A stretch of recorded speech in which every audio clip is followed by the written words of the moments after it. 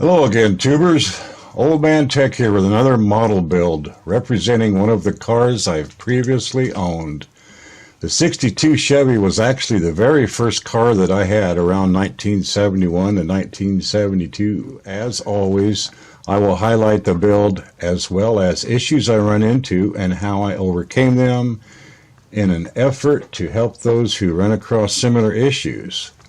You might say it's my way of giving back to the modeling community that has helped me so much. Now, right out of the gate, I screwed up something on my new model body. The side window post here and this part of the front part of it here was distorted. So I took my lighter and tried to heat it up a little bit, and I did kind of straighten this part of it out here. But then I got a little too close to the post here, and here's the one I took out. It totally messed up, as you can see. So what I did was I took a piece of white sprue that I had and stretched it, of course, until I got it thin enough, and then shaved both sides and got it in there. Boy, that was a booger to try and fix that, but as you can see, maybe somebody can learn from somebody else's mistake. And you can see the little tattletale puff here of where the lighter got rid of some of its... Anyway, moving on.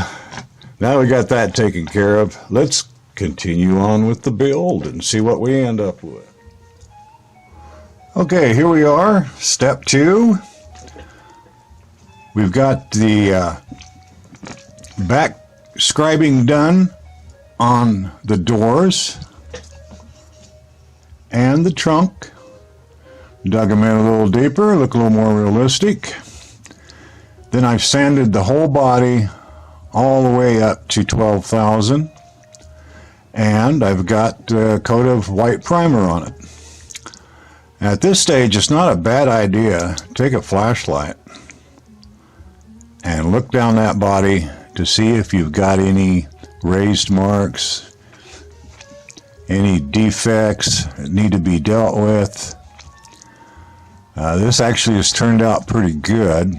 Don't see much on it. There's a little spot right there. No problem. Sand it down. We'll look down this side. Well, that wiped off. Looks fairly clean. So once you get a good base on, then you've got something to put your top coat on that's going to look a lot better.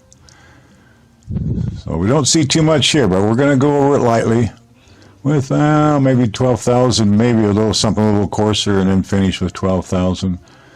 But it doesn't need to be touched too bad. And then we'll get ready for the top coat. Back in a bit. Okay, I got the top coat on. The body had quite a bit of orange peel on it, but I got it all sanded down with some fine sandpaper, wet sanded, and then I went over it with some polishing compound and finished off with some polish. Now the color you see is called Twilight Turquoise. I wanted that color really bad, and I suppose like a lot of you, I went to all the shops in town. Of course, they don't have anything that specific, and I was picky. And then I had found something I never knew before. You could actually go to O'Reilly's Auto Store, at least one of the stores in town here, and they will mix your paint for you, Twilight Turquoise. Tell them what vehicle you have and what color. If you know the color, they can just mix it right there, and they'll put it in a can for you. Ain't that something? It ain't cheap though. $32.50 a pop. As you can see, I pretty much painted the whole interior and everything with that too. But $32.50 a pop. You bet I'm going to use as much as that can as I can. But I'll do some other colors in here. I'll find some other color to break things up, and of course you got your chrome and everything else. The exhaust is done as far as painted. And the underside, got a lot of detail, a lot of work to do, but I just thought I'd show you this stage here. and show you where we're at. Got the engine started. Here we are at the next phase. You saw the body last time. Now we've got the interior and the bottom chassis.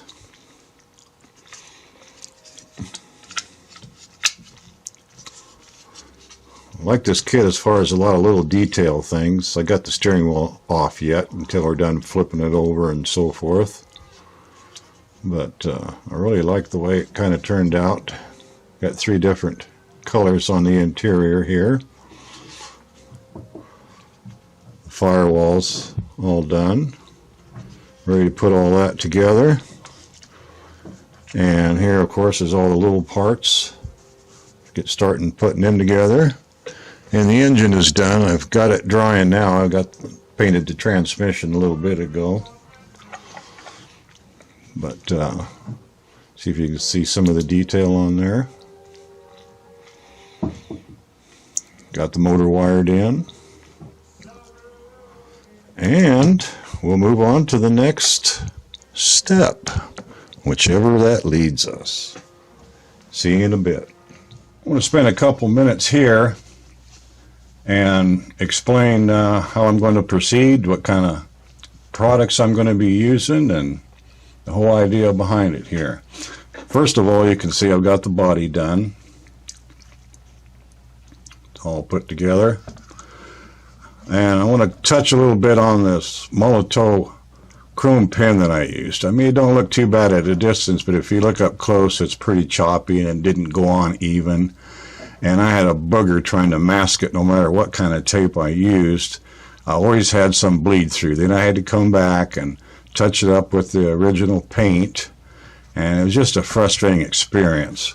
I had ordered some bare metal foil with my last order, and then they sent me my order and said, sorry, but we didn't have any metal foil, so that's on back order.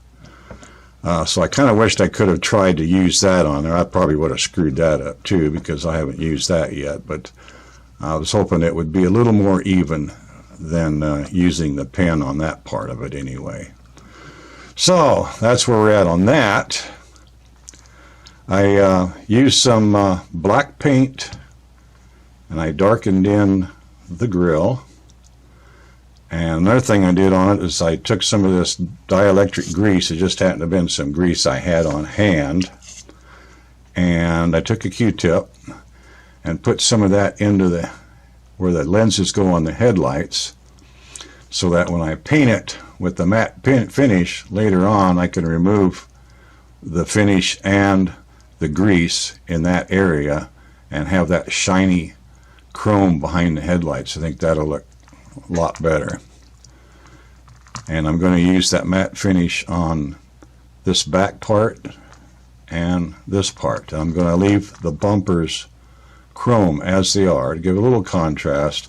Plus, I see very few cars of this nature that's got that kind of a shiny back end. It's usually kind of dulled down to more of a silvery looking appearance. And I might use these bottom trim pieces on there and maybe darken them up a little bit with some panel line accent color. Another thing I like to do is on the windshield and the black glasses, when I get them, take them out and clean them a little bit, and then I get a container like so, and I'll put some of this Pledge floor polish in there, and I take a pair of tweezers and drop them in and very carefully bring them back out, and then rest them standing up on a paper towel somewhere, covered away from lint and all the flying dust that might be in the room, and let that dry overnight. I find that comes out pretty good as far as keeping any further scratches off of the windshield and the back glass and so forth. So I think I pretty much covered how I'm going to proceed forward here, so let's see what we get on the other side. Okay, here we are at the final reveal. The kit went together pretty well. There was 3 different ways you could have done this. They gave you 3 sets of tires and all kinds of decals and stuff, but I decided to just do it like the car I remember. I didn't put any badges on the top trunk or on the front because basically mine were gone too, so it's closer to what I had. And like you can see, we got her pretty well done. I don't think it turned out too bad. The only major frustrations with the kit was frustrations with myself. Take this off and show you the engine. There she be in its final glory. Yeah, I know, definitely not a show car, but hey, I'm just doing representations of vehicles I previously owned, so I think it'll look good up on the shelf. So I hope some of my struggles help some of you, and have a good day. Old Man Tech out.